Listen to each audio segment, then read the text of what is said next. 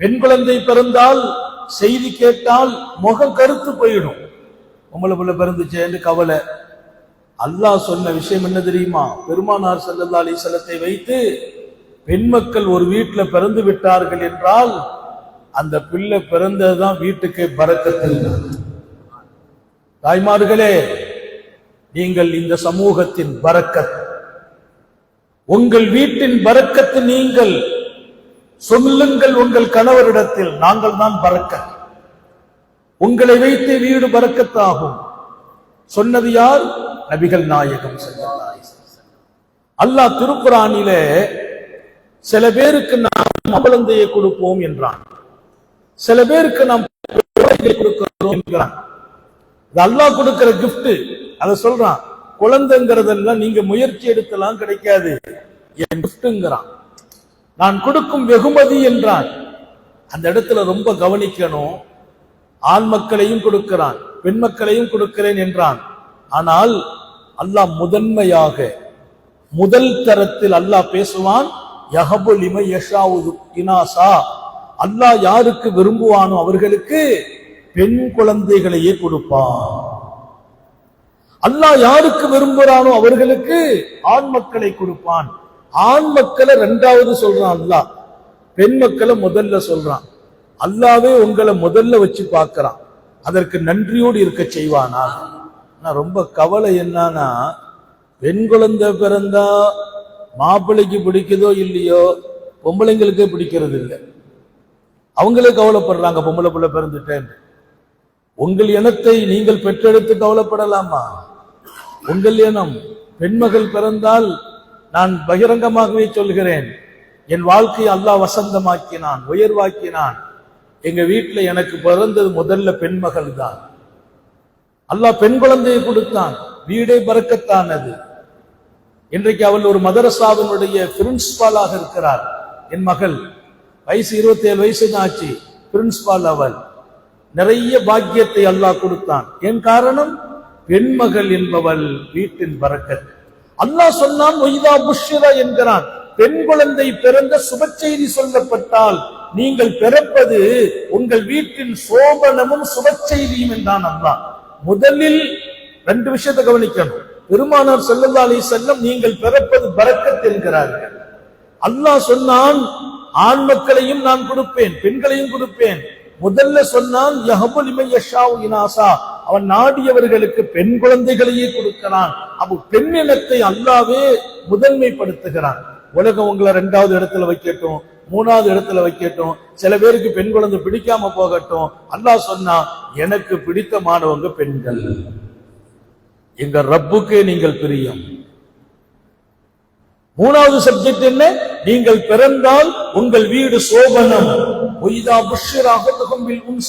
பெண் குழந்தை பிறந்த செய்தி சொல்லப்பட்டால் என்று சொல்லும் இடத்தில் அல்லாஹ் செய்தின்னு சொல்லல, பெண் குழந்தை பிறந்ததாக சோபனம் சுப செய்தி என்கிறார்.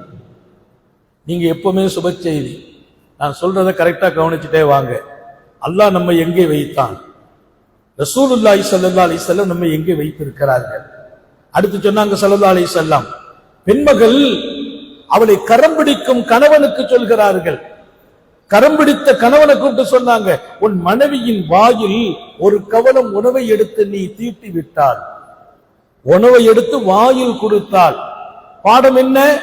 கணவன் மனைவியின் வாயில் கூட ஊட்ட சொல்றாங்க. என் குழந்தைக்கு நான் உணவு எடுத்து வாயில கொடுக்கிற மாதிரி கொஞ்சாதிக்கு வாயில கொடுத்தால், சொன்ன எம்பெருமான்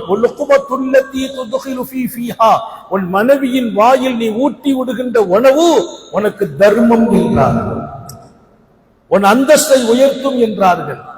ஒரு கணவனினுடைய கண்ணியம் மனைவியின் சந்தோஷம் என்கிறார்கள் நபிகள் நாயகம் ஸல்லல்லாஹு அலைஹி வஸல்லம். அடுத்து சொன்னாங்க, ஒருவர் 3 பொம்பளை பிள்ளைங்களை பெற்றுட்டாரு. வீட்டுல 3 பெண் மக்கள். 3 பெண் மக்களையும் பெற்றெடுத்து வளர்த்து ஆளாக்கி கல்வி கொடுத்து ஒழுக்கம் கொடுத்து அந்த தந்தை ஒரு நல்ல மாப்பிள்ளையை தேர்ந்து நிக்கா செய்து வைத்தால் அந்த தகப்பனாருக்கு சொர்க்கம் என்றார். மன் ஆல சலாச பனாத்தின் فأدبهن وأحسن تأديبهن وعلمهن وأحسن تعليمهن. எந்த ஒரு தந்தை 3 பெண் மக்களை பெற்று வளர்த்து ஒழுக்கம் கொடுத்து கல்வி கொடுத்து அழகான மாப்பிள்ளைக்கு நிக்கா செய்து வைத்தால் அந்த தகப்பனாருக்கு சொர்க்கம். ஒரு செய்தி உங்களுக்கு தெரியுமா? உங்களை வளர்த்த தந்தைக்கு உங்களை வைத்தே சொர்க்கம். பெத்த தகப்பனுக்கு சொர்க்கத்தை கொடுக்கிற பாக்கியம் உங்களுக்கு. நீங்க உங்களை லேசாலாம் நினைக்காதீங்க. எங்க வீடினுடைய அழகும் எங்க வீட்டின் கண்ணியமும் எங்கள் வீட்டின் அலங்காரமும் நீங்கள் இருப்பதுதான். ஒரு வீட்டுல பெண்கள் இல்ல வைங்க, அந்த வீடு கலகலப்பே இருக்காது, சந்தோஷமே இருக்காது. புரியாதவர்களுக்கு புரிய வைக்க வேண்டும்.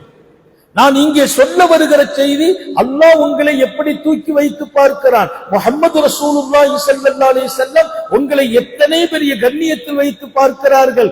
நீங்கள் நன்றி கடன் பட்டிருக்கிறீர்கள். அல்லாஹ்வையும் ரசூலையும் தூக்கி சுமப்பதற்கு ரசூல் ஸல்லல்லாஹு அலைஹி வஸல்லத்தின் மீது உயிரையே நீங்கள் வைக்க வேண்டும், நேசம் வைக்க வேண்டும். நபியை நேசிக்காமல் இருக்க முடியுமா? நாம் உங்களை இத்தனை பெரிய இடத்தில் வைத்தார்கள். அடுத்து சொல்றாங்க, நிப்பாட்டல்ல. ஒரு சஹாபி கேட்டார், 3 பெண் குழந்தைகளை பெற்று ஒழுக்கம் கொடுத்து கல்வி கொடுத்து கல்யாணம் முடிச்சா பாப்பாவுக்கு சொர்க்கங்கிறீங்களே, நான் 2 பொம்பளை பிள்ளை வச்சிருக்கேன், 2 பெண் மக்களை வளர்த்து ஒழுக்கம் கொடுத்து கல்வி கொடுத்து கல்யாணம் முடிச்சிட்டா சொர்க்கமா? ஆமான்னாங்க.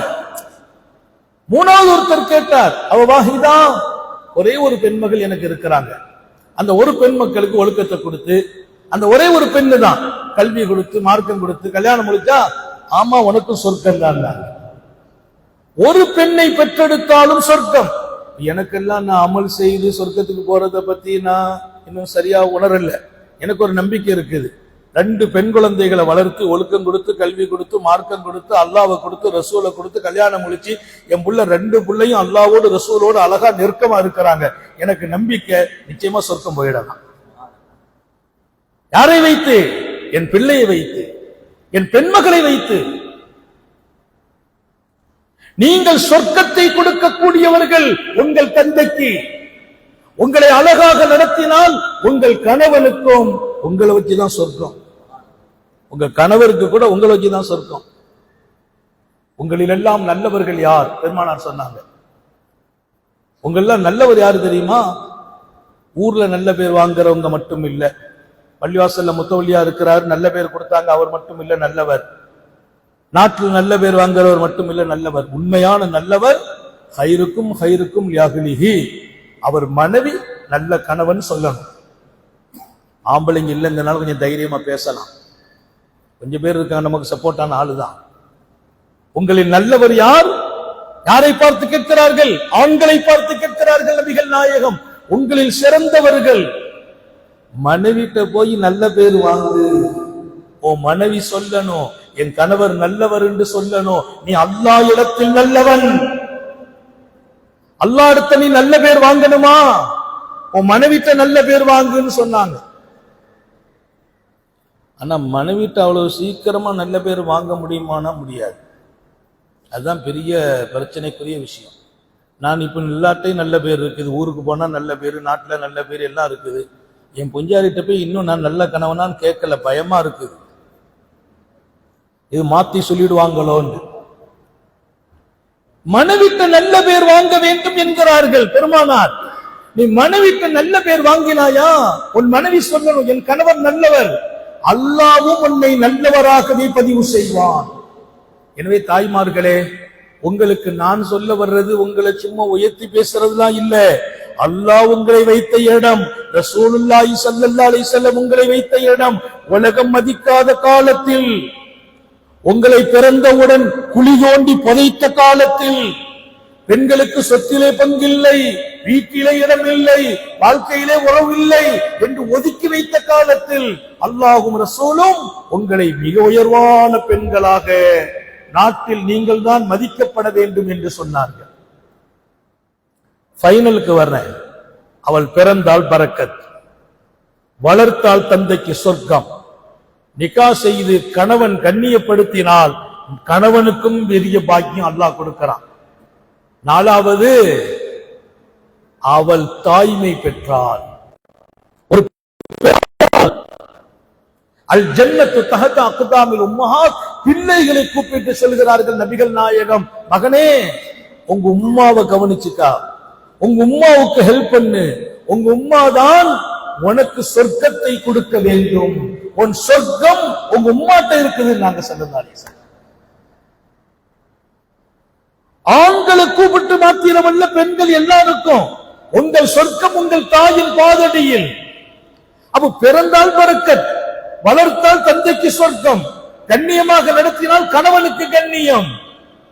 அவ தாய்மை பெறுகிற போது பிள்ளைக்கும் அவள்கிட்ட தான் சொர்க்கத்தை கொடுக்கிற இடத்தை அல்லாஹ் கொடுத்தான். உங்க அந்தஸ்து எவ்வளவு பெரியது. இப்ப இதையெல்லாம் சொன்னது யார்? நபிகள் நாயகம். நபிகள் நாயகத்தின் மீது சஹாபியத்தான பெண்கள் இது மாதிரி செய்திகளுக்கு பின்னால அப்படியே அடிக்ட் ஆயிட்டாங்க, உயிரையே கொடுக்க தயார். வீட்டில இருந்த அந்த பெண்கள் மாணவியின் மீது பொழிந்த நேசமும் பாசமும் அது மகத்தானது. இப்ப நான் சொல்றேன், நீங்க கடமைப்பட்டிருக்கிறீர்களா இல்லையா? உங்களை மதிக்காத உலகத்தில் மதித்தவர்கள் இல்லையா? தூக்கி வீசிய உலகத்தில் உங்களை தூக்கி சுமந்தவர்கள் இல்லையா? கண்ணியமே இல்லை என்று சொன்ன போது நீங்கள் தான் கண்ணியமானவர்கள் என்று சொல்லவில்லையா? பிறந்த போது குழியிலே புதைத்தவர்களை உயிரோடு புதைத்த இடத்தில் இருந்த உங்களை இல்லை இல்லை நீங்கள் வாழ வேண்டும் என்று வாழ வைத்தார்கள் இல்லையா? அந்த நபியின் மீது என் இதயம் எப்படிப்பட்ட இடத்தை கொடுக்க வேண்டும்? உலகத்தில வாழ்கிற ஒவ்வொரு நிமிடமும் முஹம்மது ரசூலுல்லாஹி ஸல்லல்லாஹு அலைஹி வஸல்லம் என் வாழ்க்கைக்கு முன்னால் இருக்க வேண்டும். அவர்களின் அன்புதான் என் உடலிலே கலக்க வேண்டும், உணவில் கலக்க வேண்டும். நான் ஒரு கிளாஸ் தண்ணி குடித்தால் கூட முஹம்மது ரசூலுல்லாஹ்வின் பிரியத்தோடு குடித்தால் அந்த தண்ணி கூட உடலில் ஆரோக்கியத்தை கொடுக்கும். அந்த பிரியம். சஹாபாக்களுடைய வாழ்க்கையை நான் பார்க்கிறேன். உத்தம நபி ஸல்லல்லாஹு அலைஹி வஸல்லத்தின் வாழ்ந்த அந்த காலத்து பெண்மணிகள், அன்னை உம்மு சுலைம் நபி பெருமானார் ஸல்லல்லாஹு அலைஹி வஸல்லத்தின் மீது எல்லையில்லாத பாசம். பெருமானாருக்காக எதையுமே செய்வாங்க. அம்மா நேரா வந்தாங்க, யா ரசூலல்லாஹ் உங்க மேல நான் ரொம்ப பெரிய வச்சிருக்கேன், மதீனாவுல எல்லாரும் உங்களுக்கு கிஃப்ட் கொடுக்கறாங்க, பரிசு கொடுக்கறாங்க, எங்கட கொடுக்க ஒண்ணும் இல்லை, ஆனா மனசு கேட்கல, ஏதோ உங்களுக்கு பரிசாக என் மகனை தருகிறேன் என்கிறார். சின்ன புள்ள உம்மு சுலைமுடைய சின்ன பையன், கை 5 வயசு 6 வயசு பையனை ஆண்மகனை கொடுத்து சொல்றாங்க, இது மதீனாவாசிகள் உங்களுக்கு பரிசு கொடுத்தாங்க, என்ற ஒண்ணும் இல்ல, என் மகனையே கொடுக்கிறேன் யா ரசூலல்லாஹ், அவனை நீங்கள் வைத்துக் கொள்ளுங்கள், உங்கள் ஹிதுமத்துக்காக வைத்துக் கொள்ளுங்கள், உங்களுடனே என் மகன் இருக்கட்டும், என் மகனை நான் பெற்றேன், ஆனால் தாங்கள் தான் என் மகனுக்கு சொந்தம் என்கிறார்கள். சுப்ஹானல்லாஹ். அந்த பெண்களின் தியாகம், அந்த உணர்வு. ஒரு விஷயம் தெரியுமா? அம்மாவுக்கு கணவன் இல்லை, உம்மு சுலைமுக்கு கணவன் இல்லை, கவனிப்பதற்கு வேறு ஆளும் இல்லை, மகன் மட்டும்தான், உம்மாவும் மகனும், மாப்பிள்ளை இல்ல, அக்கா தங்கை சொந்தங்கள் இல்லை, மகன் மட்டும். அந்த மகனை நபி பெருமானாரிடத்தில் கொண்டு போய் இது தங்களுக்கு அன்பளிப்பு என்று கொடுக்கிறார்கள். அப்படியானால் அந்த இதயத்தில் எத்தனை பெரிய நேசம் உத்தம நபியின் மீது இருந்தது. அம்மாவை கல்யாணம் அளிக்கிறதுக்கு மாப்பிள்ளை வருகிறார். அம்மாவை பெண் கேட்டு, உம்மு சுலைம பெண் கேட்டு ஒரு மாப்பிள்ளை யாரு தெரியுமா? அபூ தல்ஹா, மதீனாவின் பெண்ணம்பெரிய பணக்காரர். மதீனாவுல அந்த பக்கம் நீங்க பார்த்தால், இந்த பக்கம் பார்த்தா, அந்த பக்கம் பார்த்தா அவர் தோட்டம், கோடிக்கணக்கில் சொத்து, கோடிக்கணக்கில் சொத்து இருக்குது. யார்ட்ட? அபூ தல்ஹாட்ட. அபூ தல்ஹா உம்மு சுலைம பெண் கேட்கிறாங்க, உங்களை கல்யாணம் முடிக்க வரேன் அப்படிங்கிறாங்க. பெண் கேட்டு விட்டாங்க. உலகத்தில் அவருக்கு பெண் கொடுக்க நிறைய பேர் காத்திருக்கிறாங்க. உம்மு சுலைம் அல்ல, அபூ தல்ஹாவுக்கு பெண் கொடுக்க பல பேர் காத்திருக்கிறாங்க. ஏன்னா அவர் உம்மு சுலைம பெண் கேட்கிறார். நல்ல கவனிச்சுக்கங்க, பெருமானாருடைய நேசம் இருந்தால் என்னவெல்லாம் நடக்கும். உம்மு சுலைம பெண் கேட்கிறார். கேட்ட போது அம்மா சொன்னாங்க, மிசுலுக்கலா யுரத், உங்களை போன்றவங்க பெண் கேட்டால் நாங்க மறுக்கலாம் முடியாது. அழகான பதில், ரொம்ப நல்ல பெண்ணு. உங்களை போன்ற கோடீஸ்வரர்கள் பெண் கேட்கிறீங்க, நாங்க மறுக்க முடியாது. ஆனாலும் அவர் சொன்னாரு, ஆனால்னா என்ன, நீங்க என்ன மகர் கேட்டாலும் கொடுக்கிறேன். என்ன வேணும்? 100 ஏக்கர் காணி வேணுமா? தருகிறேன். 100 கோடி வேணுமா? தருகிறேன். மகர் இன்னைக்கெல்லாம் 5000 10,000 மகர் கொடுக்கிற காலம். 100 கோடி மகர் தருகிறேன், எனக்கு நீங்க வேணும். அம்மா சொன்னாங்க, எனக்கு மகர் பணம் வேண்டாம், காசு வேண்டாம், ஒண்ணும் வேண்டாம். நான் பெருமானாரை உயிருக்குயிராக நேசிக்கிறேன், நபிகள் நாயகத்தை. என் உயிரே நபிகள் நாயகம். அப்ப என்ன வேணும் மகர்? இஸ்லாமு. அபூ தல்ஹா அன்னைக்கு காஃபிர், பட் இஸ்லாம் இல்ல, அவர் இன்னும் முஸ்லிம் ஆகல. அம்மா சொல்றாங்க, 100 கோடி வேண்டாம், நீங்களும் நபிகள் நாயகத்தை சந்தித்து கரத்தை பிடித்து களிமா சொல்லி மூமின் ஆயிடுங்க, அதுதான் மகர் என்றார்கள்.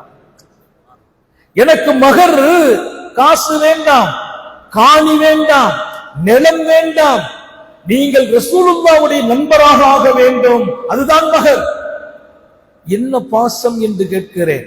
காசை விட, காணியை விட காரூணிய சீலர் தான் எனக்கு வேணும். நீங்கள் நாயகத்தின் மீது அன்பு கொள்ளுங்கள், நாயகத்தை நேசிக்க வேண்டும். நபிகள் நாயகமுடைய கையை பிடிச்சி களிமா சொல்லி நபியின் சஹாபியா ஆகணும், நான் நிக்கா செய்துக்கிறேன். அவர் பார்த்தார், புதுசா இருக்குது, பணமே வேண்டாங்கிறாங்க, காசு வேண்டாங்கிறாங்க, காணி வேண்டாங்கிறாங்க. ஓடி போயிட்டார். இந்த அம்மாவை கல்யாணம் முடிச்சா செட் ஆகுமான்னு நினைச்சு ஓடினாரான்னு தெரியல, ஓடியே போயிட்டார்.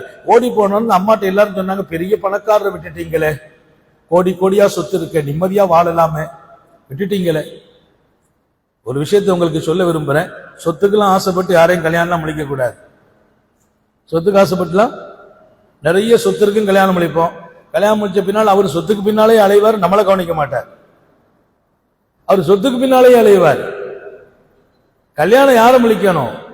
நம்மை கண் போன்று காக்கும் கணவனை பார்த்து கல்யாணம் முடிக்கணும், மார்க்க சொந்தக்காரனை பார்த்து முடிக்கணும், குணமுள்ளவனை பார்த்து முடிக்கணும். அல்லாஹ் நம்ம எல்லாருக்கும் தௌஃபீக் செய்வானா, நம்ம வீட்டு பிள்ளைகளுக்கு அப்படிப்பட்ட அழகான ஜோடிகளை தருவானா. ஆமீன் சொல்லுங்க. உங்களுக்கு தான் துவா செய்யறேன், நம்ம பிள்ளைங்களுக்கு அழகான ஜோடி அமையணும். நமக்கு இருக்கிற மாப்பிள்ளை அல்லாஹ் அழகாக்கி வைக்கணும். நம்ம கணவர்கிட்ட குணம் இல்லையா, அல்லாஹ் குணமுள்ளவராக ஆக்கட்டும். நமக்கு செலவு கொடுக்கலையா, செலவு கொடுக்கிற கணவனாக மாத்தட்டும். இந்த சபையிலிருந்து நம்ம எழுந்திருச்சு போற போது இன்ஷா அல்லாஹ் ஒரு பெரிய மன நிறைவோடு எழுந்திருச்சு போகணும். நம்ம வீடு இனி நமக்கு சொர்க்கமா மாறும். ஞாபகம் வையுங்கள், நான் அல்லாஹ்வை நேசித்தால், ரசூலுல்லாஹி ஸல்லல்லாஹு அலைஹி வஸல்லத்தின் மீது என் பாசத்தை முழுக்க ஆக்கினால், அல்லாஹ் எங்க வீட்டுக்குள்ளே அவன் பரக்கத்தை கொட்டி விடுவான். அவர் பார்த்தாரு, காணி வேண்டாங்கிறாங்க, காசு வேண்டாங்கிறாங்க, சல்லியே வேண்டாம், நீங்க ரசூலுல்லாஹ்வுடைய நேசத்தை பெறுவீர்களா, கலிமா சொல்லுங்கள், நபியுடைய கையை போய் பிடிங்கன்னாங்க. அவர் ஓடி போயிட்டார். நிறைய பேர் வந்து சொன்னாங்க, இப்படிப்பட்ட ஒரு மாப்பிள்ளை கோடி கோடியா சொத்து வச்சிருக்கார், விட்டுட்டீங்களேன்னு.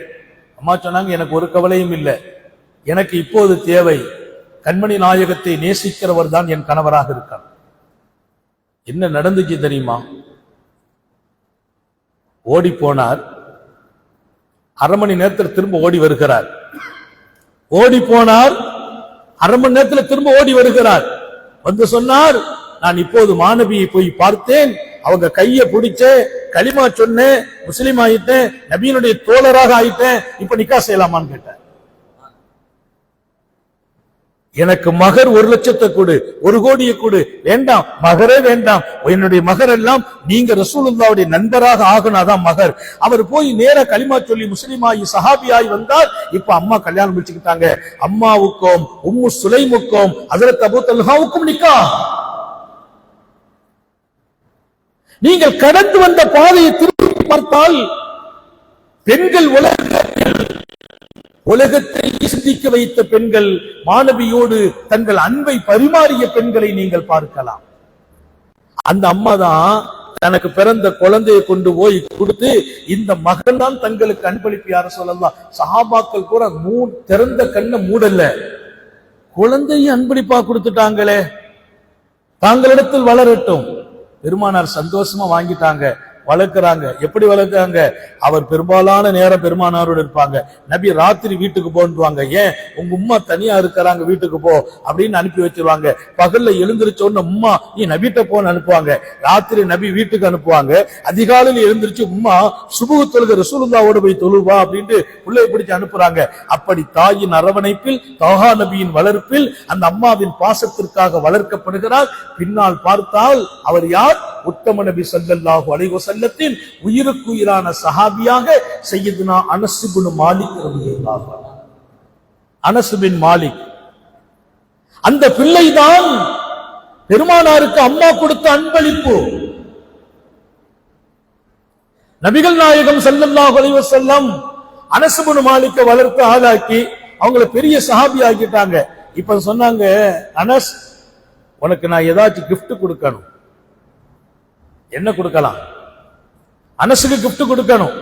10 வருடம் ஹதிம்து ரசூலுல்லாஹி ஸல்லல்லாஹு அலைஹி வஸல்லம் 10 சனவாத் 10 ஆண்டுகள் நபிகள் நாயகம் அவர்களுக்கு நான் பணிவிடை செய்தேன்கிறார்.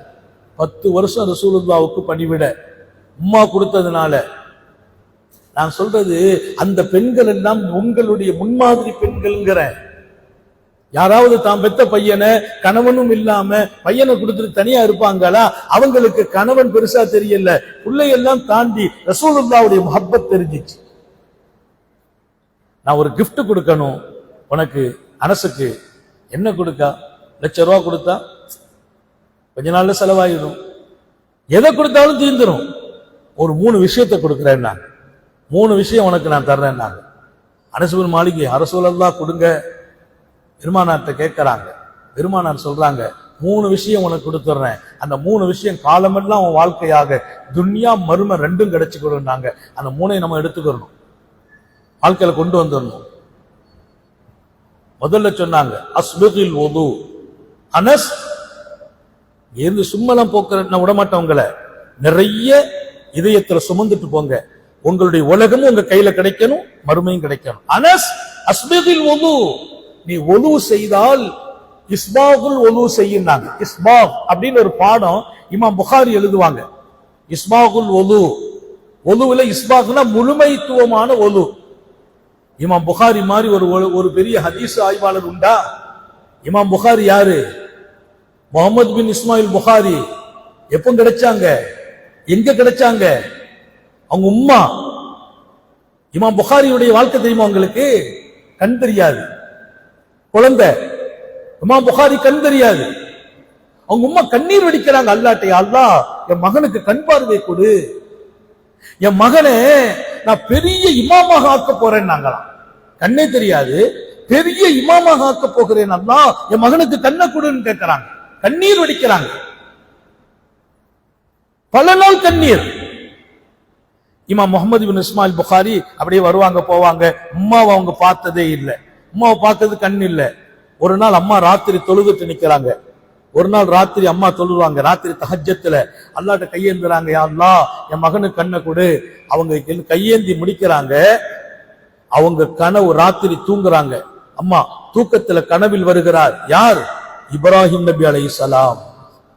வந்து சொன்னாங்களாம் முகமது இஸ்மாயில் புகாரி இமாமுடைய உம்மாட்ட, அம்மா அல்லாஹ் உன் மகனுக்கு பார்வை கொடுத்து விட்டான். கனவுல இருந்து முழிக்கிறாங்க. முழிச்சு வேகமா மகனை போய் பார்க்கிறாங்க. மகன் எழுந்திருச்சு அம்மாவை கட்டி பிடிக்கிறார். அம்மா உங்க முகத்தை இன்னைக்குதான் பார்த்து அல்லாஹ் நசீபு கொடுத்தாங்க. பார்க்கிறாங்க, மகனுக்கு கண் தெரியுது. மகன் சொல்றார், எல்லாம் தெரிகிறது, எல்லாம் தெரிகிறது. மகனே உனக்கு கண் பார்வைக்காக கண்ணீர் வடித்தேன், என்னை படைத்த ரப்பிடத்தில் கையேந்தினேன். ஒரு நாள் இல்லை மகனே, 2 நாள் இல்லை மகனே, எத்தனையோ பகல் அழுதேன், எத்தனையோ இரவு அழுதேன்.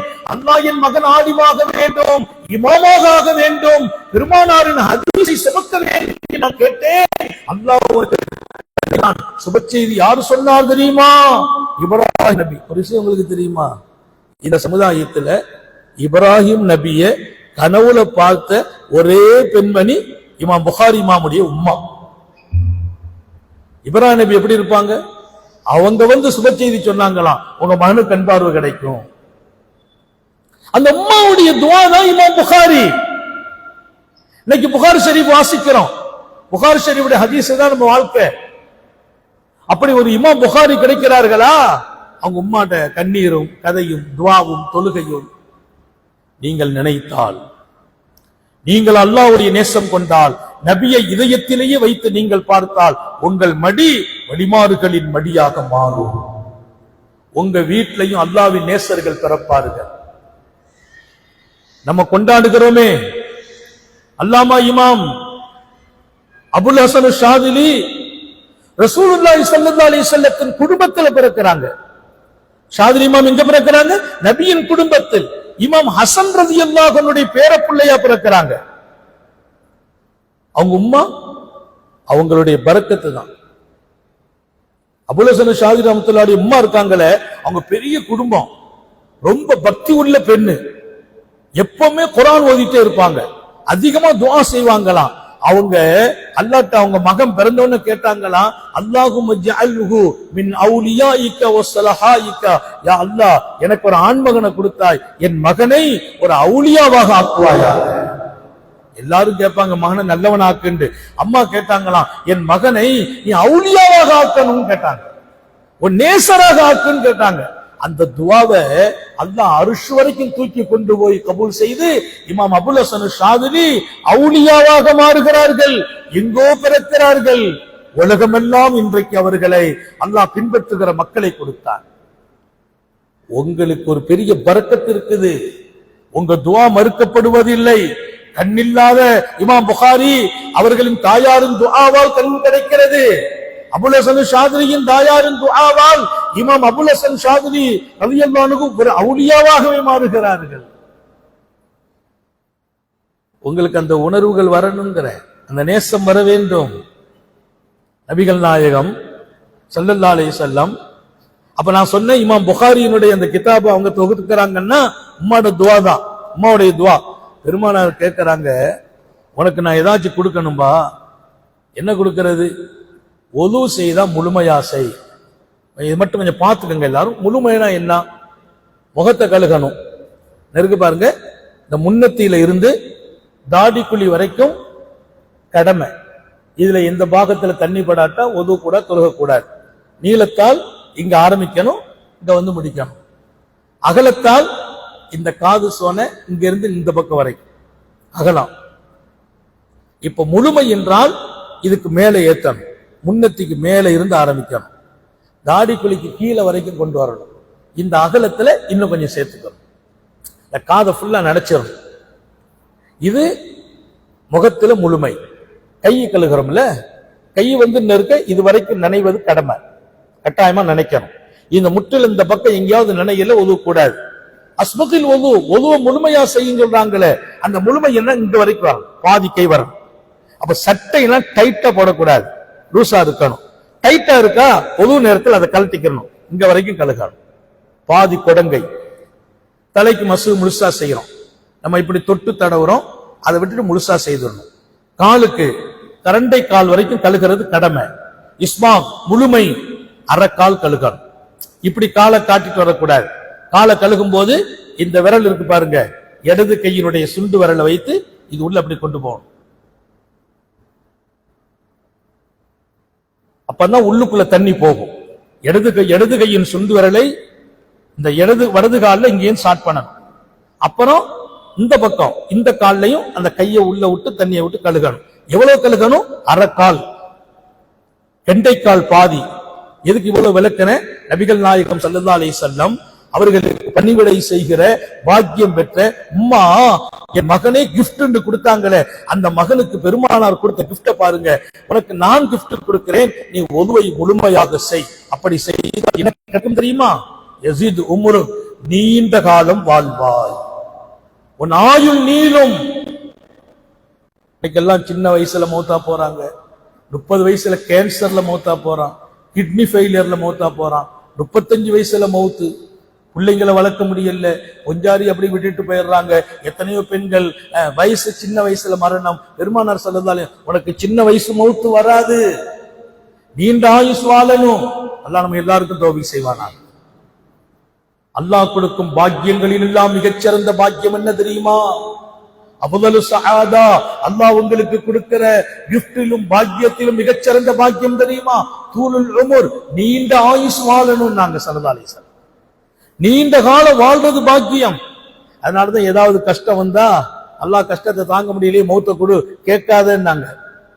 கஷ்டத்தை தாங்கலன்னு மௌத்த கேட்க கூடாது. கால் வலியா இருக்குது, மாப்பிள்ளை கஷ்டம் கொடுக்கிறாரு, பிள்ளைங்க காசுக்கு பணம் கொடுக்கல, சிரமமா இருக்குது, அதை விட மௌத்தா போனா நல்லது, நோய் கஷ்டமா இருக்குது, மௌத்தா கொடுத்தா நல்லது. மௌத்தை கேட்காதீர்கள். அதை விட பெரிய வார்த்தை, மௌத்தை ஆசைப்படாதீர்கள். மௌத்தானா நல்லா இருக்குமே, மௌத்து வரும்போதுதான் வரணும், வாழணும், இன்னும் வாழணும், இன்னும் வாழணும். அல்லாஹ் கேட்கிறது ஒவ்வொரு துஆவிலையும் இங்க கேட்கலாம், எங்கள் ஆயுசை நீளமாக்குவாயா. அல்லாஹ் நம்ம எல்லாருக்கும் நீண்ட ஆயுளை தருவாரா. நீண்ட ஆயுள் வாழ்வதுதான் பாக்கியம். இப்ப இன்னைக்கு உங்க எல்லாருக்கும் நீண்ட ஆயுள் வாழ்வதற்கான வழியை சொல்கிறேன். நபிகள் நாயகம் ஸல்லல்லாஹு அலைஹி வஸல்லம் அனஸ் ரலியல்லாஹு அன்ஹு சொல்றாங்க, அஸ்பகில் வுது, அனஸே வுதுவை முழுமையாக செய். இப்ப முழுமையா விளங்கிக்கிறணும். முழுமையா நம்ம இஷ்டத்துக்கு செய்யறது இல்ல. முகத்தை கொஞ்சம் நீட்டணும், கையே அரை கைக்கு கொண்டு வரணும், காலை அரைக்கால், கெண்டைக்கால் பாதி வரைக்கும். இதுக்கு பேர் இஸ்பாக். இந்த ஹதீஸ் புகாரிலே வரும். இஸ்பாகுல் வுதுன்ற ஒரு பாடமே தனியா இருக்குது. அனஸ் பின் மாலிக் சொன்ன செய்தி புகாரில இல்ல, அது வேற ஹதீசுகளில் பதிவு. முழுமையான வுதுங்கிறது புகாரிலே பதிவு. சொல்றாங்க, நீ முழுமையா வுது செய், உன் ஆயுசு நீளும். ஒரு பாயிண்ட். ரெண்டாவது சொன்னாங்க, சல்லிம் அலாமன் லகீத், யாரை சந்தித்தாலும் சலாம் சொல். நம்ம சந்திக்கிறோமா, அஸ்ஸலாமு அலைக்கும், அஸ்ஸலாமு அலைக்கும். யாரை சந்திச்சாலும் சஹாபாக்கள் எப்படி சலாம் சொல்லுவாங்க, ரெண்டு பேரும் அஸ்ஸலாமு அலைக்கும் சந்திச்சிருவாங்க. அப்புறம் இப்படி போகும்போது ஒரு மரம் குறுக்க வந்துடும், அந்த மரத்தை தாண்டி மீண்டும் சந்திப்போம், மீண்டும் அஸ்ஸலாமு அலைக்கும். தாய்மார்களுக்கு சொல்றேன், உங்கள் தோழி, நண்பர்கள், உங்களுடைய சகோதரிகள் யாரை சந்தித்தாலும் அஸ்ஸலாமு அலைக்கும் சலாம் சொல்லுங்கள். என்ன நடக்கும்? பெருமானார் ஸல்லல்லாஹு அலைஹி வஸல்லம், யஸித் ஹஸனாத்துக், உன் நன்மைகள் அதிகமாகும். உலகத்துல முதல்ல நீண்ட ஆயுசு வாழணும், இரண்டாவது நிறைய நன்மைகள் கிடைக்கும். நன்மை இல்லாமல் வாழ்வதில் என்ன பிரயோஜனம்? பூமிக்கு பாரமாக வாழ்வதா, சுமையாக வாழ்வதா? நான் வாழ்வதால் நிறைய நனவுகள். நம்ம மறுமைக்கு நம்ம கொண்டு போறது நன்மையை தான் கொண்டு போக முடியும், பணத்தை கொண்டு போக முடியாது, புகழை கொண்டு போக முடியாது. நான் ஒரு பெரிய கவுன்சிலரா இருந்தேன், நான் அமைச்சரா இருந்தேன், நான் அந்த நாட்டினுடைய முதல்வரா இருந்தேன், அந்த பதவியெல்லாம் அங்க செல்லாது. அங்க செல்வம் எது தேவை? நன்மை. பெருமானார் சொன்னாங்க, யாரை சந்தித்தாலும் சலாம் சொல், உன் நன்மை அதிகமாகும். ரெண்டு. எப்படிப்பட்ட கிஃப்ட கொடுத்தாங்க பாருங்க. மூணாவது சொன்னாங்க, இதா தகல்த பைத்தன், உங்க வீட்டுக்கு போனால், சொந்த வீட்டுக்கு வந்தால், ஒசல்லிம் அலா அஹ்லி பைத்திக், வீட்டு வாசல்ல நின்னு வீட்டுக்குள் இருப்பவர்களுக்கு சலாம் சொல். வாசல்ல நிக்கணும், அஸ்ஸலாமு அலைக்கும் சொல், பின்பு வீட்டுக்குள்ளே நுழைந்து விடு. ஏன் தெரியுமா? தஸிது பரக்காத் அஹ்லிக், உங்க வீட்டில் இனி வறுமை வராது, தரித்திரம் வராது. உங்க வீட்டில் பரக்கத்தின் வாசல் திறக்கப்படும், பணம் கொட்டும், சல்லி அதிகமாகும். தஸிது பரக்காத் அஹ்லிக், உங்க வீட்டுல பரக்கத்து கூடும். சொன்னது நபிகள் நாயகம். இப்ப வீட்டுல பரக்கத்து இல்ல, காசு வருது, பரக்கத்து இல்ல. நல்ல வியாபாரம் நடக்குது, மிச்சம் இல்ல. பரக்கத்து என்ன தெரியுமா? வியாபாரம் நடக்கும், மிச்சம் இருக்கும், கொஞ்சம் கிடைக்கும், மிச்சமா இருக்கும். பரக்கத். ஆஸ்பத்திரி ஒரு காசு பரக்கத்தான காசா, அது ஆஸ்பத்திரி செலவு வராது, ஹராமான செலவு வராது. பெருமானார் ஸல்லல்லாஹு அலைஹி வஸல்லம் வீட்டுக்கு போனா வீட்டு வாசல்ல நின்னு அஸ்ஸலாமு அலைக்கும் சொல்லிட்டு உள்ள போ, உங்க வீட்டுக்கு பரக்கத்து கிடைக்கும்னாங்க. மூணு விஷயம் அவங்க சொல்றாங்க, அந்த மூணை நான் எடுத்துக்கிறேன். முதல் விஷயம், பொதுவா முழுமையாத்தான் செய்வேன். அல்லாஹ் கொடுத்த கிஃப்ட் என்ன தெரியுமா? வாழ்ந்தேன். வாழ்ந்தேன். எவ்வளவு வாழ்கிறேன்? தஃபந்து மின் சுல்பி மிஅத்தன் இல்லா சிந்தைன், எனக்கு பேரன் பேத்தி குவிஞ்சிட்டாங்க. எவ்வளவு பேரம் பேத்தி தெரியுமா? என் கையால என் பேரம் பேத்திகளை 98 பேர்களை கபூர்ல இறங்கி நான் அடக்கம் செய்தேன். 98 பேரன் பேத்திகளை கபூர்ல இறங்கி நான் அடக்கம் செய்தேன். அவ்வளவு பேரம் பேத்திகள். உங்களுக்கு வயசு எத்தனை? 119 வயசு வாழ்ந்தாங்க. 119. யாருக்கு? 119 அனஸ் இப்னு மாலிக்குடைய வாழ்க்கை. ஏன்? உதுவை முழுமையாக செய்தேன். பெருமானார் எனக்கு அப்படி கிஃப்ட கொடுத்துட்டு போனாங்க. பின்னால் ஒரு காலம் நீங்க பாத்தீங்கன்னா சஹாபாக்களே யாருமே இருக்காது, எல்லாரும் வேற ஆட்கள் தான். இவங்க வாழ்ந்து கொண்டிருந்தாங்க. இதெல்லாம் அவங்க உம்மாவுடைய பரக்கத்து. அவங்க உம்மா கொண்டு போய் நபிகள் நாயகம் ஸல்லல்லாஹு அலைஹி வஸல்லத்திட்ட என் மகனையே கொடுத்தேன் என்றார்களே, அந்த மகனுக்கு பெருமானார் கொடுத்த வெகுமதியை பார்த்தீர்களா? இதயத்துக்குள்ளே நபிகள் நாயகத்திற்கு இடம் கொடுங்கள். அல்லாஹ் உங்களுக்கு உலகத்தில் பெரிய அந்தஸ்தை கொடுத்து விடுவான், நீண்ட ஆயுள். இரண்டாவது சொன்னாங்க, யாரை பார்த்தாலும் சலாம் சொல்லிடுவேன், யாரை பார்த்தாலும் சலாம் சொல்வேன். சலாம் சொல்றதுக்கு மட்டும் கஞ்சத்தனம் செய்ய மாட்டேன். ஏன்? உலகத்துல வெறுமனே வாழக்கூடாது, நிறைய நன்மைகளை கொண்டு போகணும். பெருமானார் ஸல்லல்லாஹு அலைஹி வஸல்லம் சலாம் சொன்னால் நன்மைகள் மறுமையில் கூடும். நாங்க சலாம் சொன்னேன், ஆனா அதை நான் கண்ணால பார்க்க முடியாது, நம்பிக்கை இருக்குது அது மறுமையில கிடைக்கும். மூணாவது, எங்க வீட்டுக்கு போனா வாசல்ல நின்னு அஸ்ஸலாமு அலைக்கும் சொல்லிட்டு தான் உள்ள போவேன். அதனால என்ன ஏற்பட்டுச்சு? அல்லாஹ் கொடுத்தான் பரக்கத்தை. என் தலைமுறைகளில் பேரன் பேத்தி 10 தலைமுறை சும்மா இருந்து சாப்பிடுற அளவுக்கு பணத்தை கொடுத்தாங்க. 10 தலைமுறை, 100 வருஷம். இனி அடுத்தடுத்த தலைமுறை வாழுகிற காலம் வரையிலும் சும்மா உட்கார்ந்து சாப்பிடலாம், உழைக்க வேண்டியதில்லை, சம்பாதிக்க வேண்டியதில்லை. அவ்வளவு பரக்கத்தை அல்லாஹ் கொட்டினான். அப்ப எல்லாமே இருக்குது, நம்ம தான் மிஸ் பண்ணிடுறோம். வீட்டுல பரக்கத்து இல்லைங்கிறோம், கஷ்டமா இருக்குங்கிறோம், வியாபாரம் நல்லாவே இல்லைங்கிறோம், கணவர் வெளிநாட்டுக்கு போறாரு, சரக்கு வரல, வியாபாரம் வரல, கடனாயிட்டு, ஒண்ணுமே ஆகாது. வீட்டுல சலாம் சொல்லிட்டு போங்க. உங்க பிள்ளைங்களுக்கு கற்றுக் கொடுங்க, சலாம் சொல்லிட்டு தான் வீட்டுக்குள்ள நுழையுண்டு. உங்க கணவருக்கு கற்றுக் கொடுங்க, அஸ்ஸலாமு அலைக்கும் சொல்லிட்டு உள்ள வாங்கன்னு சொல்லுங்க. உங்கள் வீடு பரக்கத்துக்குரிய வீடு. உங்கள் வீட்டில் வறுமை, தரித்திரம், ஏழ்மை, கடன் ஏற்படவே வராது. சொந்த போகணும் அதையெல்லாம் வாழ்க்கையில. இன்னைக்கு வீட்டுக்கு போகும்போது என்ன செய்யணும்? அஸ்ஸலாமு அலைக்கும் சொல்லணும். வீட்டுக்காரர் உள்ள இருப்பார், அவர் கேட்பார், என்ன புதுசா சலாம்லாம் வருதுன்னு. புதுசா என்ன சலாம் சொல்றியோ, இனி இதுதான் நடக்கும்னு சொல்லிடணும். இனிமே அப்படிதான் நீங்களும் வெளியில போனா அஸ்ஸலாமு அலைக்கும் சொல்லிட்டு தான் உள்ள வரணும். வியாபாரம்லாம் பரக்கத்தாயிடும், வீட்டுல தரித்திரம்லாம் வராது, கடன் வராது, வறுமை வராது. சொல்லுங்கள் உங்கள் கணவருக்கு, சொல்லுங்கள் உங்கள் பிள்ளைகளுக்கு, சொல்லுங்கள் உங்கள் உறவுகளுக்கு, சொல்லுங்கள் உங்கள் தோழிகளுக்கு.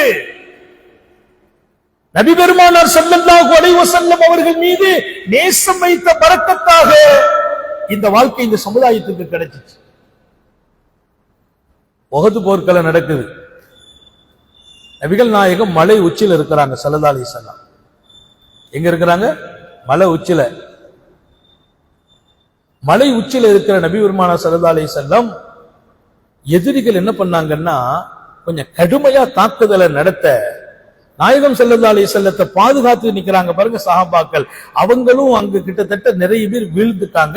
சில பேர் பெருமானார் இல்லைங்கிற ஒரு எண்ணம் ஏற்பட்டு பெருமானார் கீழே விழுந்துட்டாங்க. அவங்க காணல, அவங்களும் போயிட்டாங்க. பெருமானார் ஸல்லல்லாஹு அலைஹி வஸல்லம் எழுந்திருச்சு பார்த்தா யாரும் இல்ல. சுத்தி பாதுகாப்பு நின்னவங்க இல்ல, தல்கா நிக்கிறாங்க. அவங்க கையெல்லாம் சல்லடையா போச்சு. இந்த நேரத்தில் எதிரிகள் திட்டமிட்டு ஓடி வர்றாங்க. பெருமானார் தனியா இருக்கிறாங்க, அவங்களை கொலை செய்திடணும்னு சொல்லி பாஞ்சு வர்றாங்க எதிரிகள். பெருமானார் பார்க்கிறாங்க, யாரையும் காணல, பாதுகாப்பு படை உட்கார்ந்து இருக்காங்க. நபி அவங்களுக்கு பெரிய தைரியம். அவங்க எதிரி அங்கிருந்து வந்து பெருமானார் சில நெருங்கி ஒரு அம்ப தூக்க, எங்கிருந்துதான் வந்தார்களோ ஒரு வீராங்கனை பெண்மணி பாய்ந்து வர்றாங்க. அப்ப தூக்கி பிடிச்சு மீண்டும் அவன் மேல எறிகிறாங்க. கையில வாள் எடுத்துக்கிட்டாங்க, ஒரு கையில அம்பு. எதிரிகளை மாறி மாறி எறிகிறார்கள்.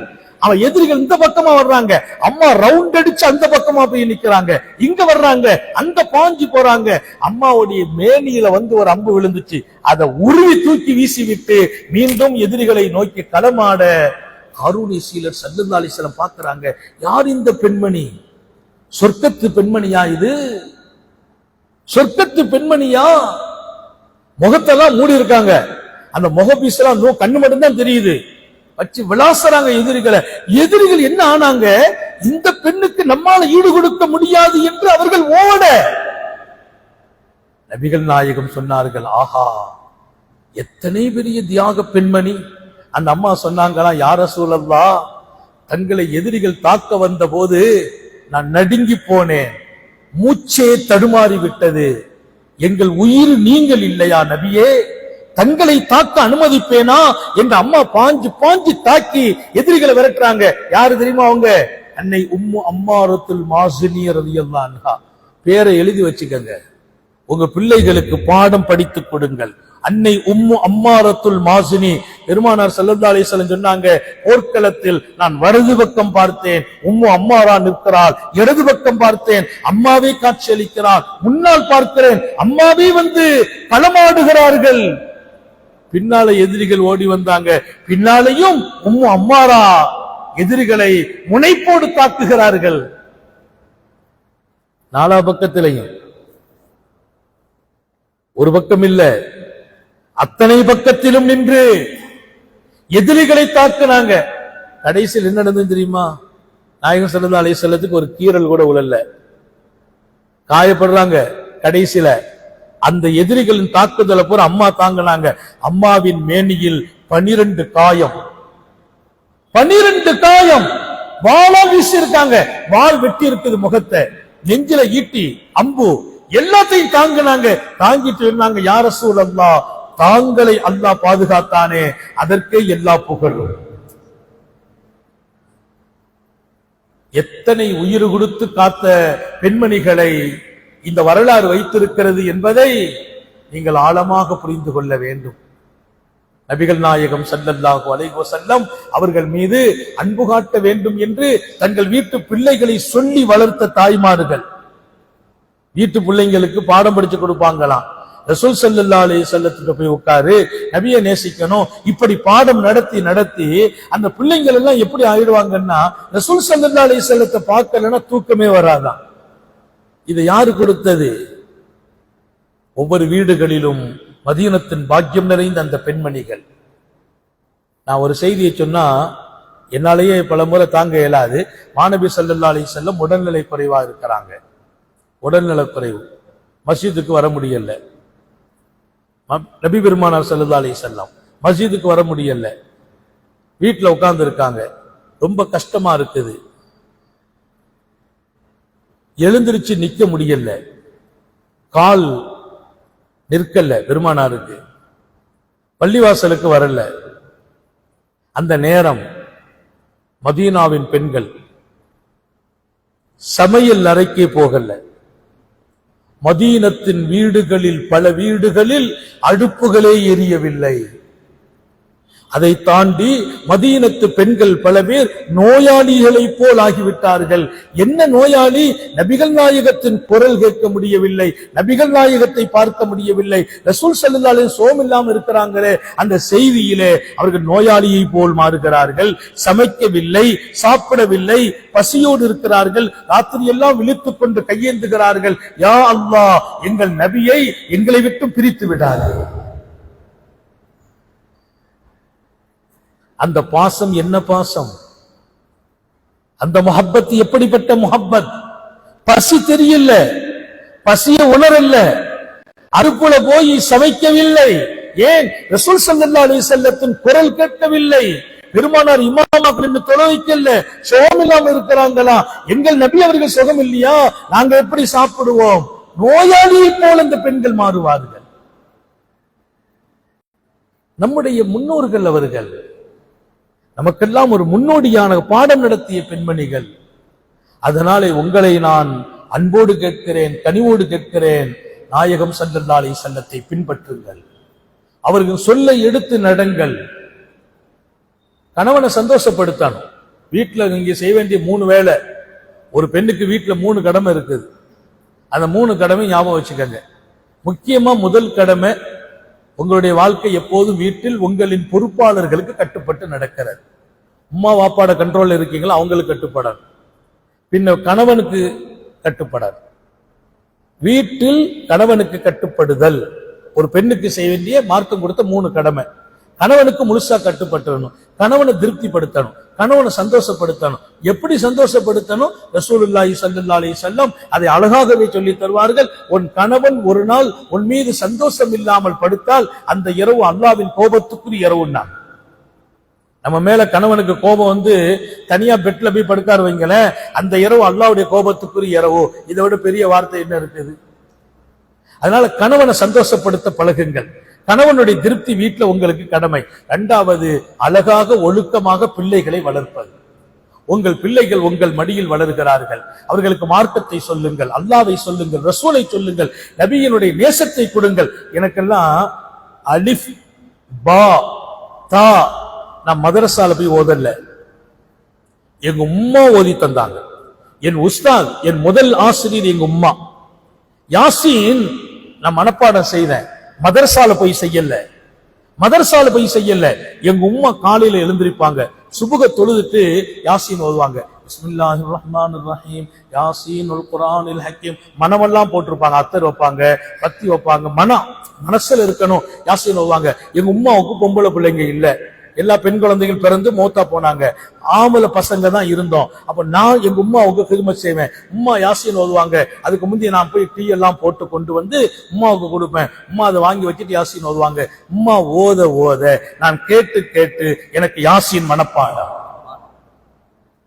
எங்க உம்மா தான் என் யாசீனை எனக்கு கற்றுக் கொடுத்தது.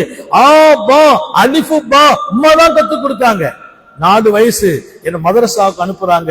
எங்க வாப்பாவிட்ட சொல்றாங்க, பிள்ளைய மாஷா கூட்டு போகணும். எங்க வாப்பா என்ன கூப்பிட்டு இறங்குறாங்க. உம்மா நில்லுன்னாங்க, நின்ன சொன்னாங்க. காலை தூக்கி வைக்கும் போது பிஸ்மில்லாஹி தவக்கல்து அலல்லாஹ் மாஷா அல்லாஹ் லா குவத்த இல்லா பில்லா, பிஸ்மில்லாஹி தவக்கல்து அலல்லாஹ் மாஷா அல்லாஹ் லா குவத்த இல்லா பில்லா சொல்லிட்டு காலை வைனாங்க. அன்னைக்கு எனக்கு பாடம் தெரியாது, அன்னைக்கு நான் ஆபா மட்டும்தான் ஓதி இருக்கேன். மதரசாவுக்கு போறேன், உம்மா சொன்னதை மனசுல சுமந்து பிஸ்மில்லாஹி தவக்கல்து அலல்லாஹ் மாஷா அல்லாஹ் லா குவத்த இல்லா பில்லான்னு கால் வச்சேன். இன்றைக்கும் உலகத்துல எங்க இருந்தாலும், கார்ல போறோம், பஸ்ல போறோம், நண்பர்களோட பேசுறோம். நான் கார்ல ஏறும்போது பிள்ளைங்க எல்லாம் இருக்கிறாங்க, ஏறும்போது எல்லாத்தையும் பேசிட்டு தான் இருப்பேன். பிஸ்மில்லாஹி தவக்கல்து அலல்லாஹ் மாஷா அல்லாஹ் லா குவத்த இல்லா பில்லா சொல்லாம காலை வச்சது இல்லை. ஏன் தெரியுமா? அது என் தாய் 4 வயசில் என் இதயத்தில் பதித்த பாடம். நான் கபருக்கு போனாலும் மறக்காது. உம்மா படிச்சு கொடுத்த பாடம் கபரில் கூட மறக்காது.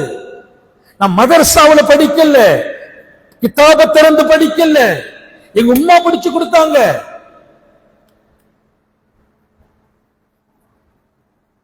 இன்றைக்கு நான் ஆலிமானேன், இத்தனை பெரிய மார்க்கத்தை சொல்ல வைத்தான் அல்லாஹ். இந்த நன்மை பூராவும் எங்க உம்மா கபருக்கு போயிட்டே இருக்குது, எங்க வாப்பாட கபருக்கு போயிட்டு இருக்குது. மௌத்தா போனாங்க, முடிஞ்சு போச்சுங்கிறது நம்ம கொள்கை இல்ல.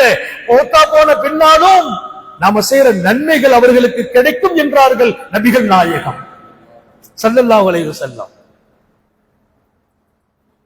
அப்ப ஒரு பெண்ணுக்கு உள்ள மிகப்பெரிய கடமை வீட்டில் பொறுப்பாளர்களுக்கு கட்டுப்படணும். குறிப்பா கணவனுக்கு சந்தோஷத்தை கொடுங்க. இரண்டாவது, பிள்ளைகளை அழகாக வளருங்கள், ஒழுக்கத்தை கொடுத்து வளருங்கள். நபியின் முஹம்மது ஸல்லல்லாஹு அலைஹி வஸல்லத்தின் பிரியத்தை கொடுங்கள். நாயகம் ஸல்லல்லாஹு அலைஹி வஸல்லத்தை சொல்லி சொல்லி வளருங்கள். பாத்திமா ரலியல்லாஹு அன்ஹா 2 நாள் சாப்பிடல, அம்மாவுக்கு பசி, சாப்பாடு, நோம்பு வச்சுக்கிட்டாங்க. நோம்பு திறக்கணும், ஏதாவது ஒண்ணு பார்த்தா ஒண்ணுமே இல்லை, தண்ணியை குடிச்சு நோம்பு திறந்தாங்க.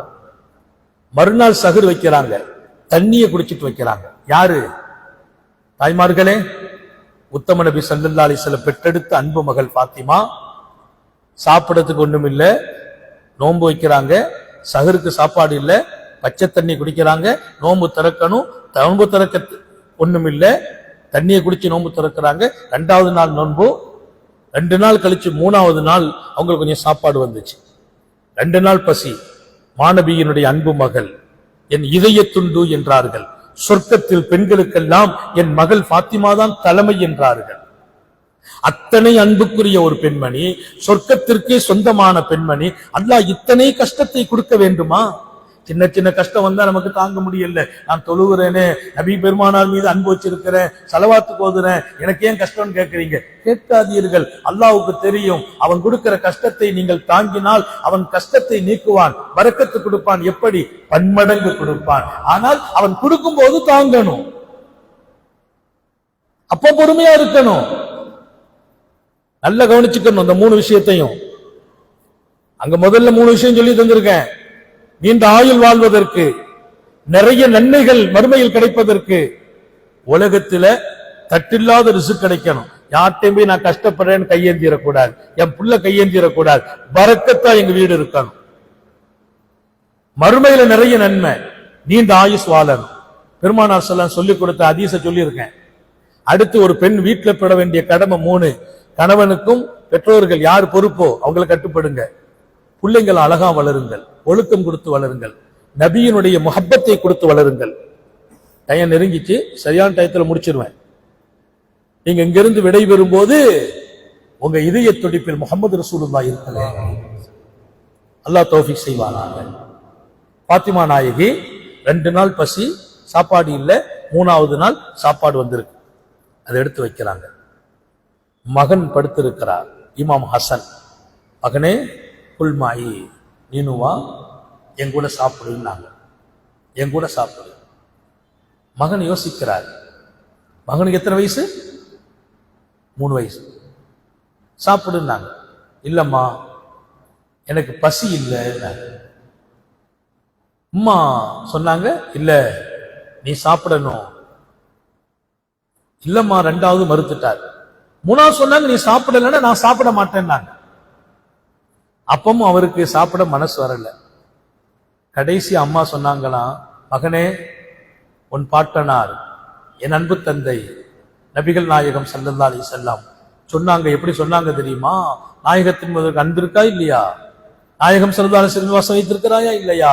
நபிகள் நாயகம் ஸல்லல்லாஹு அலைஹி வஸல்லம் சொன்னாங்க, ரிதர் ரப்பி ஃபீ ரிதல் வாலிதி, உம்மாவுடைய சந்தோஷம் வேணுமா, திருப்தி வேணுமா? வாப்பாட சந்தோஷம் வேணுமா, திருப்தி வேணுமா? அது அல்லாஹ்வுடைய சந்தோஷத்தை நீ அடைவதற்கு நல்லா கவனிச்சுக்கணும்.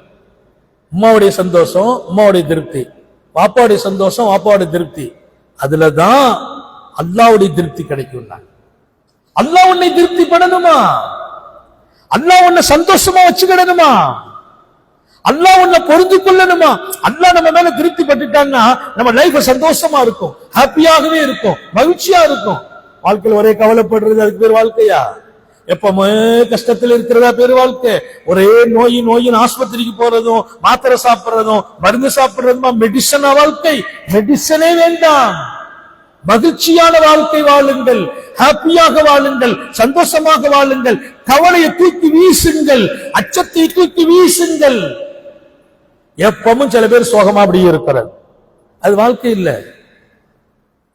ஏதாவது ஒண்ணு நினைச்சுக்கிட்டே இருக்கிறது, அப்படி ஆகிடுமா இப்படி ஆகிடுமா.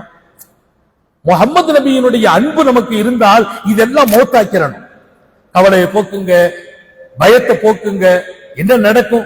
தூக்கி வீசுங்க. சொன்னாங்க, அல்லாஹ் உன்னை திருப்திப்படணுமா, அல்லாஹ் சந்தோஷப்படணுமா? அல்லாஹ் சந்தோஷப்பட்டா என் லைஃப் வசந்தம், வாழ்க்கையே சொர்க்கம். அல்லாஹ் சந்தோஷம் வேணுமா? உங்க உம்மாவோட சந்தோஷத்தில் அல்லாஹ்வுடைய சந்தோஷம், உங்க வாப்பாவோட சந்தோஷத்தில் அல்லாஹ்வுடைய சந்தோஷம். அப்போ ஒன்ன நான் சந்தோஷப்பட்டாதான், திருப்திப்பட்டாதான் அல்லாஹ் திருப்திப்படுவான் அப்படின்னு பெருமானார் சொன்னாங்க. ஆமாம்மா சொன்னாங்க. இப்ப என் பொருத்தம் உனக்கு வேணும்னா சாப்பிடுன்னாங்க. எப்படி வளர்க்கறாங்க புள்ளைய? 3 வயசு புள்ளைய. இமாம் ஹசன சாப்பாடு வேண்டாம் வேண்டாம் 3 தடவை சொல்லிட்டார். பசி இல்லைங்கிறார். நீ சாப்பிடலன்னா என் பொருத்தம் கிடைக்காது, என் பொருத்தம் கிடைக்கலன்னா அல்லாஹ்வுடைய பொருத்தம் கிடைக்காது. இதை யாரு சொன்னா? உன் பாட்டனாரும் என் தகப்பனாரும் நபிகள் நாயகம் ஸல்லல்லாஹு அலைஹி வஸல்லம். உடனே அவர் கையை கழுகினார், உம்மா கூட உட்கார்ந்தார், எடுத்தார், சாப்பிட்டார். இப்ப சொன்னார், உம்மா நில்லுங்க. எப்படி வளர்றாரு பாருங்க. உம்மா நில்லுங்க.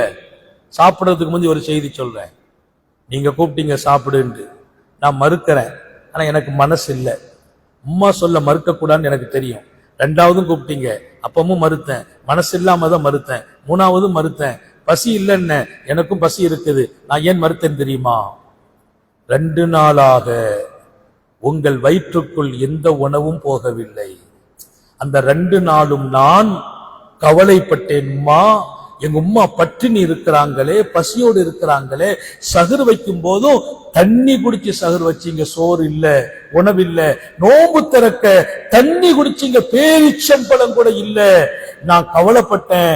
அதனால இப்போ நீங்க 2 நாள் கழிச்சு சாப்பிடுறீங்களே, இந்த சாப்பாட நானும் சேர்ந்தா உங்களுக்கு பத்தாது. இன்னொரு பக்கம் நான் கை வச்சேன்னா மகன் சாப்பிடட்டும், நீங்க பசியா இருந்துருவீங்க. அதனால வேண்டாம் என்றேன். இல்லைன்னா உங்க சொல்லலாம் மறுக்கவே மாட்டேன். நீங்க நல்லா இருக்கணும், நீங்க சாப்பிடணும் என்று வேண்டாம் சொன்னேன். அதற்கு மேல் நாயகம் ஸல்லல்லாஹு அலைஹி வஸல்லம் இப்படி ஒரு ஹதீஸ சொன்னாங்கன்னு சொன்ன போது, உயிரையே வச்சிருக்கிற முஹம்மது ஸல்லல்லாஹு அலைஹி வஸல்லத்தின் மீது அவங்க சொல்லிட்டாங்கன்னா சாப்பிட்டு கையை கழுவி சாப்பிட்டு. என்ன வளர்ப்பு, என்ன பிள்ளை, என்ன தாய், எப்படி பிள்ளைய வளர்க்கிறாங்க. 3 வயசு பிள்ளைக்கு நாயகம் ஸல்லல்லாஹு அலைஹி ஹதீஸ சொல்லி, நான் எப்படி வளர்த்தேன் என் பிள்ளையை, எத்தனை பேர் நபியின் ஹதீஸை சொன்னீர்கள், நமக்கு தெரிய வேண்டுமா இல்லையா? என்ன நாங்க ஆசைப்படுறோம். நான் சொல்லியிருக்கேன் பிள்ளைங்கள்ட்ட, மாசம் ஒரு தடவையாவது எங்க வீட்டு கண்மணிகளான இந்த பெண்களை ஒன்னு சேருங்கள். அவங்க கூப்பிடும் போது நீங்க எல்லாரும் வந்துடும். நீங்கள் வந்தால் இங்கே அல்லாஹ்வையும் ரசூலையும் இதயத்தில் சுமந்து போகலாம். ரசூல் ஸல்லல்லாஹு அலைஹி வஸல்லத்தின் மீது அன்பு வைக்கலாம். அந்த அன்புதான் உங்களை துன்யாவிலும் கண்ணியமாக்கும். இன்ஷா அல்லாஹ் உங்கள் கபரும் சொர்க்க பூங்காவாகும்.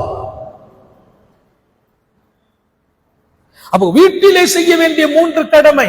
ஒன்று, கணவனுக்கு கட்டுப்படுங்கள், அவரை சந்தோஷப்படுத்துங்கள், அவர் கோவப்படுற மாதிரி நடக்காதீர்கள். நாங்க கணவன் சொல்லுவோம், உன் மனைவியை சந்தோஷப்படுத்து, மனைவியை திருப்திப்படுத்து. மனைவி கோவப்பட்டால் பதிலுக்கு கோவப்படக்கூடாது, நீ பொறுமையா தான் இருக்கணும். அதுதான் நபிகள் நாயகம் ஸல்லல்லாஹு அலைஹி சுன்னத்து. ஆம்பளைங்கள்ட்ட நாங்க சொல்வோம். உங்களுக்கு சொல்வது, கணவனை சந்தோஷப்படுத்துங்கள், கட்டுப்படுங்கள். கணவன் மேல கோவப்படாதீங்க. அவர் சண்டை போட்டு அமைதியா இருந்துருங்க. ஆம்பளைங்கள்ட்ட ஒரு பழக்கம் இருக்கு, நீங்க அமைதியா இருந்துட்டீங்கன்னா அவங்க சண்டை போட்டா 2வது அவங்களுக்கு பேச ஒண்ணுமே ஓடாது. நீங்க உங்க அமைதி அவங்கள உங்க கட்டுப்பாட்டுல கொண்டு வந்துட முடியும். சில விஷயம் சொல்லவும் பயமா இருக்கு. நீங்க அமைதியா இருந்துட்டீங்க, அவங்க உங்களுக்கு கட்டுப்பட்டுருவாங்க. எப்படி கட்டுப்படுவாங்க? மனைவியை கஷ்டப்படுத்த கூடாதுன்னு. இன்னொரு ரகசியம் என்ன தெரியுமா? உங்க கண்களில் வழிகின்ற 2 துளி கண்ணீர், எந்த பெரிய கணவனா இருந்தாலும் அந்த கண்ணீர்லயே அவரை உங்களுடைய அன்புக்கு சொந்தமாக்கிற முடியும். உங்க பவர். நீங்க பேசக்கூடாது. கணவன் பேசுவோம், பதிலுக்கு பேசுனீங்க, அவருக்கு இன்னும் கோபம் வரும். அமைதியா இருந்துட்டீங்க, அவர் அடங்கிடுவார், குடும்பம் அழகாயிடும். ஒரு துளி கண்ணீர் வடிங்க, கண்ணீருக்கு கசையாத மனிதனே இல்லை. உங்க கணவர் உங்களுக்கு சொந்தம். கணவன் பேசும்போது பதிலுக்கு பதில் பேசுனீங்க வைங்கள, அவரு கோபம் வந்துகிட்டே இருக்கும். அவர் பேசும்போது அமைதியா இருக்கார். என்ன அமைதியா இருக்கேன்னு கேட்பார், அதுக்கும் பதில் சொல்லக்கூடாது. அவர் உத்து பார்ப்பார், உங்க கண்ணில் தண்ணி வடியணும். ஆள் பெட்ல உட்கார்ந்துருவார். யோசிக்கிறாங்க, ஹசரத்தை பேச விட்டு தப்பா போச்சு. உண்மையை சொல்கிறேன், கணவனுக்கு கட்டுப்படுவது மிகப்பெரிய கடமை. அந்த கட்டுப்பாட்டில் ஒன்றுதான் அவருக்கு பதில் சொல்லாமல் இருப்பது. அவர் கோபப்படும் போது நம்ம பதில் சொன்ன வருத்தம் ஏற்படும். அவர் 2வது விஷயம், பிள்ளைகளை வளருங்கள், ஒழுக்கம் கொடுங்கள், மார்க்கம் கொடுங்கள், அல்லாஹ்வை கொடுங்கள், ரசூலை கொடுங்கள். முஹப்பத்து ரசூல் உங்க பிள்ளைங்களுடைய கல்புல போய் உட்காரணும். நபி யாரு? மாநபியினுடைய உம்மா யாரு? மாநபியின் பாப்பா யாரு? அவங்களுடைய பாட்டனார் யாரு? மாணவி சின்ன பிள்ளையா எப்படி இருந்தாங்க, எப்படி வளர்ந்தாங்க, எப்படி பெரிய பிள்ளையா இருந்தாங்க, எப்படி அவங்க ஒழுக்கத்தை பெற்றிருந்தாங்க, அப்படி சொல்லி சொல்லி சொல்லி உங்க பிள்ளைங்களுடைய கல்புல நபி ஸல்லல்லாஹு அலைஹி வஸல்லம் நேசம் வந்துடணும். எனக்கு தரப்பட்ட டைம் முடிஞ்சு போச்சு. 3வது, ஒரு பெண் வீட்டில் பெற வேண்டிய கடமை, மிகச்சரியாக கவனத்தோடு கருத்தோடு வீட்டை, உங்களுக்கு மஸ்ஜித் உங்கள் வீடு, தொழுகை இடமாக்குங்கள். தொழுகை மட்டும் விட்டு விடாதீர்கள். திக்ரு செய்யுங்கள், திக்ரை விட்டுறாதீங்க. காலை மாலை திக்ருன்னு ஒண்ணு இருக்குது. காலையில சுபுவுக்கு பின்னால நல்ல ஞாபகம் வச்சுக்கங்க, சுப்ஹானல்லாஹ் 100 தடவை, அல்ஹம்துலில்லாஹ் 100 தடவை இதயத்தில் எழுதி வச்சுக்கங்க. லா இலாஹ இல்லல்லாஹ் 100 தடவை, அல்லாஹு அக்பர் 100 தடவை, அஸ்தக்ஃபிருல்லாஹல் அஸீம் 100 தடவை, ஸலவாத் அல்லாஹும்ம ஸல்லி அலா சையதுனா முஹம்மத் வ அலா அலி முஹம்மத் 100 தடவை சுபூக்கு பின்னால ஓதிருங்க. இந்த 6 திக்ரும் உலகத்தில் பல்லாயிரம் மக்கள் ஓதிட்டு இருக்கிறாங்க. இந்த திக்ருக்கு என்ன பரக்கத்? காலையில சுபூக்கு பின்னால இந்த 6 திக்ரையும் 600 ஒவ்வொன்னு 100 தடவை ஓதிட்டீங்க.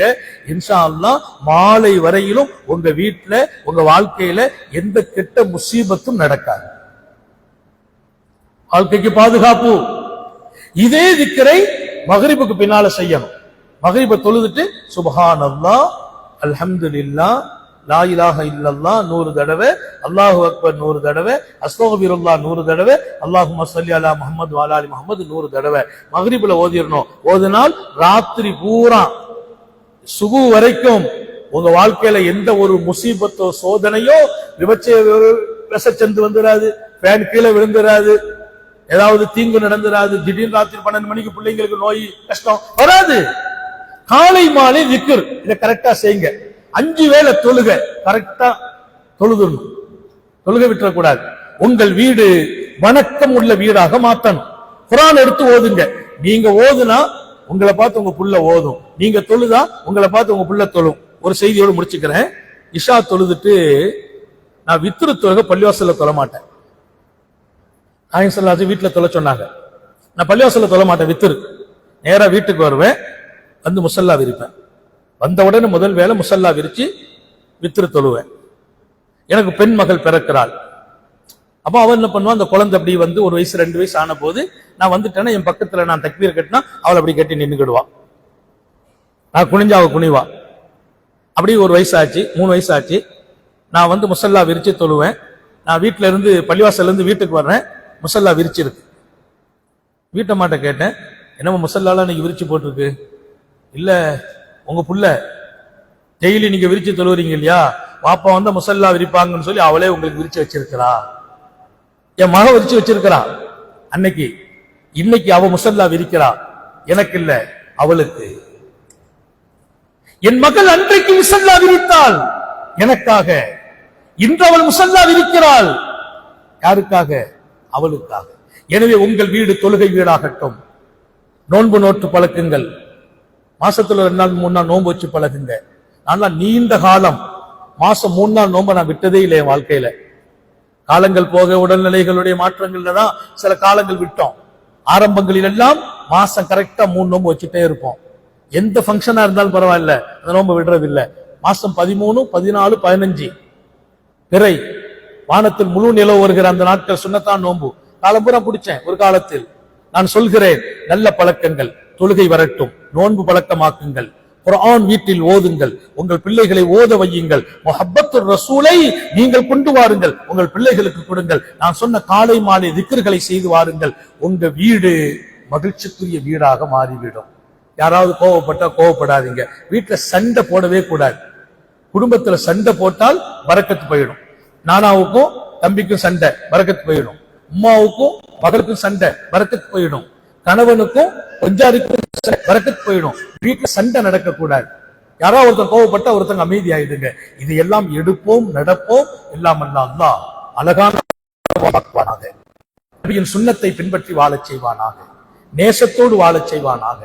நீண்ட நெடிய நாட்கள் நோய் நொடிகள் இல்லாமல் உடல் ஆரோக்கியத்தோடு மன நிறைவோடு இன்பத்தோடு அல்லாஹுவை நின்று வணங்கி வழிபட்டு வாடும் நசீபையும் பாக்கியத்தையும் எல்லாம் அல்லாஹ் உங்களுக்கும் எனக்கும், நம்மை ஈன்றெடுத்த தாய் தந்தையர்களுக்கும், நமது மனைவி மக்கள் உற்றார் உறவினர் யாவருக்கும் கொடுத்தருள் புரிவானாக. நமது உயிரினும் மேலான கண்மணி காத்தமுன் நபியின் சர்க்காரை ஆலம் சுந்தர நபிகள் ஸல்லல்லாஹு அலைஹி வஸல்லம் அவர்களை கனவிலும் நனவிலும் கண்டுகளிக்கும் பெரும் பாக்கியத்தை அல்லாஹ் நம் எல்லோருக்கும் கொடுத்தருள் புரிவானாக என்ற நல்ல துஆக்களோடு உங்கள் எல்லோருடைய துஆவை ஆதரவு வைத்து என் வார்த்தைகளை நிறைவுபடுத்துகிறேன். வாஃபிரு தாவான் அல்ஹம்துலில்லாஹி ரப்பில் ஆலமீன். அஸ்ஸலாமு அலைக்கும் வரஹ்மத்துல்லாஹ். கொஞ்சம் துஆ ஓதிட்டு போகணும். ஒரு துஆ நம்ம வாழ்க்கைக்கு நிம்மதி அல்லாஹ்ட்ட கேட்கணுமே, பெறணுமே. இன்ஷா அல்லாஹ் இந்த பயான் கேட்டுக்கிட்டே இருக்கணும்.